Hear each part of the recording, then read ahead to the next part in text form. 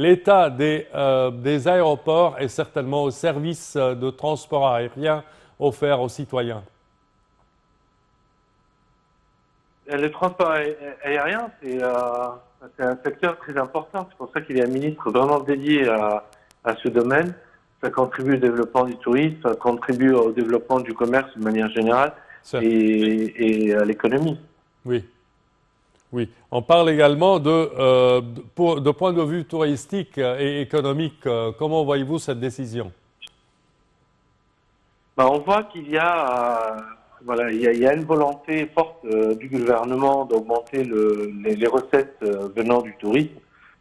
Donc à la fois en termes quantitatifs, en augmentant le nombre de touristes, et en termes aussi qualitatifs, en diversifiant l'offre touristique égyptienne, en ouvrant aussi de nouvelles régions au tourisme, et le fait d'avoir une sorte, on va dire, infrastructure aérienne, c'est important pour servir cet objectif.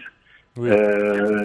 Là, les touristes qui peuvent venir de pays lointains, qui ont envie de visiter plusieurs villes en Égypte et qui n'ont pas envie de perdre de temps, le transport aérien, c'est la solution. Oui.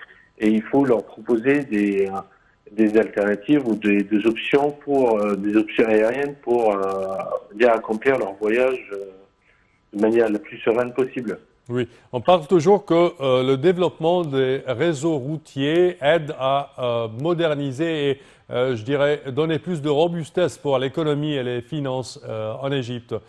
Comment voyez-vous la modernisation du service de l'aviation civile et son effet sur l'économie égyptienne? C'est très simple. Hein.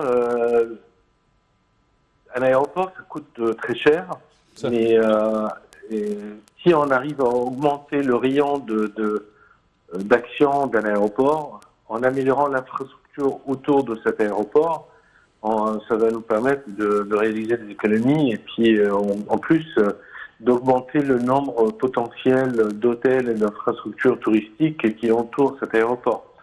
De manière très simple, si un trajet prend, on va dire, une demi-heure pour de l'aéroport vers un point à un autre point, et si ce trajet de 30 minutes, on va dire, c'est le trajet moyen qui est acceptable, il permet de sortir un rayon de 10 km, voilà, la surface sera beaucoup plus petite que si en une demi-heure on arrive à accomplir un rayon de 30 ou 40 km.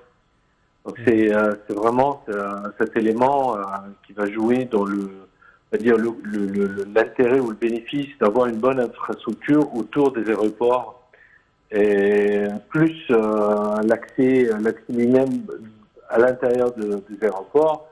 Il y a un critère important, un indicateur important, c'est le temps moyen passé par chaque passager entre le moment où son avion atterrit et le moment où il sort de l'aéroport.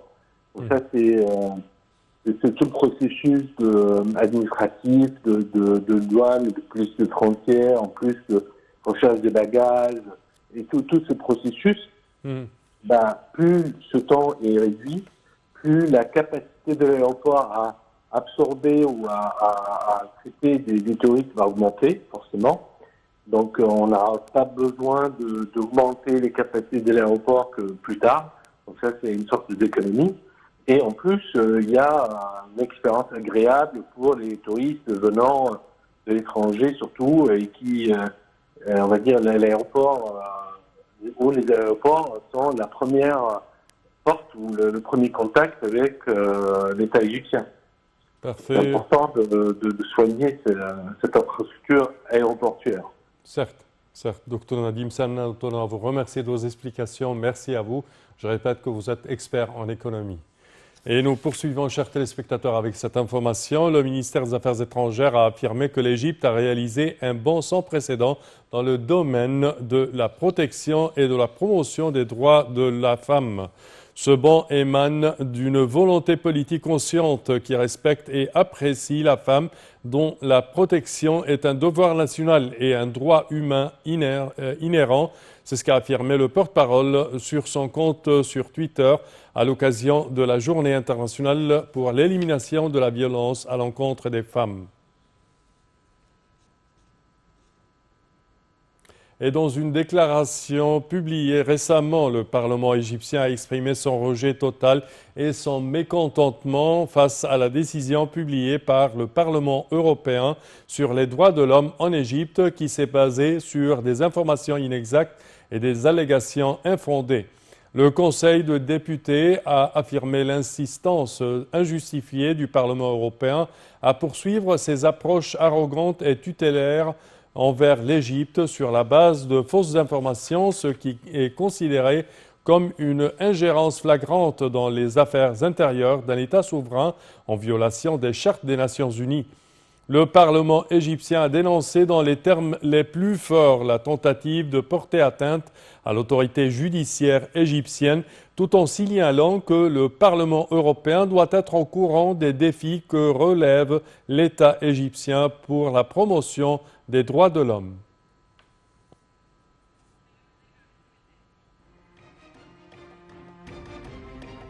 Et c'est ainsi, chers téléspectateurs, que prend fin notre édition de Midi au Caire pour aujourd'hui.